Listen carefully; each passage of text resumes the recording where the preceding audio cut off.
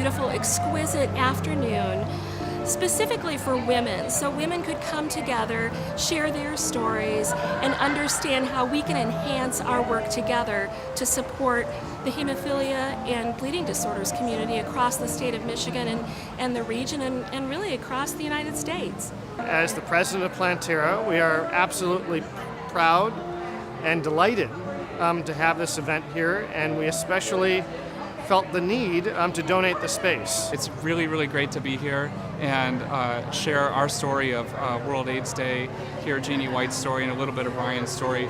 And this is a story that the women can relate to. If they're affected by a bleeding disorder or if they're a caregiver for somebody with a bleeding disorder, it's something that's close to home to them. Back when Ryan was first diagnosed with hemophilia, there wasn't a lot of communication within families. And so even when he got AIDS, I mean, the communication was not there for families. But the only person I heard from was Michigan.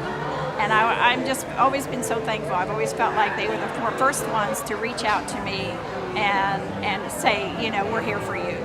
We have extraordinary care in our state, and so we really have it seems like almost a larger population of people that have come to Michigan because of the wonderful treatment that's available. My hope today is people go away with just knowing that they're not in this alone, that they've got other people helping them and fighting this disease with them, and that they're not alone.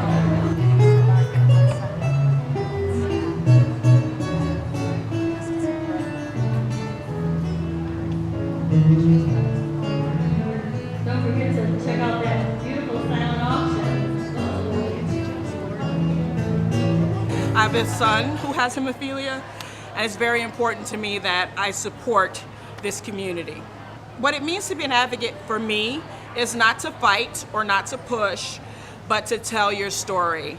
My connection to the hemophilia community was back when I met my late husband, Michael. Sadly, he obviously got infected with HIV and died in 1992. But my work in the hemophilia community has continued on. People are dealing with, hemophilia, first and foremost, whether it's their own bleeding disorder or that of their child. That's a lot to deal with on a regular, everyday basis. And you don't often have other people that understand what that is like. Everything that Ryan White's mom spoke about, resonated with me, because my son went through the exact same story, except it was 20 years later and medicine had changed so much, so it was not as tragic as Ryan White's story, but it always helps to ground us. Also, I was excited to be invited because of HASL, which is the Hemophilia Association of Sri Lanka. I'm trying to represent them here and make it so they have a voice in this community.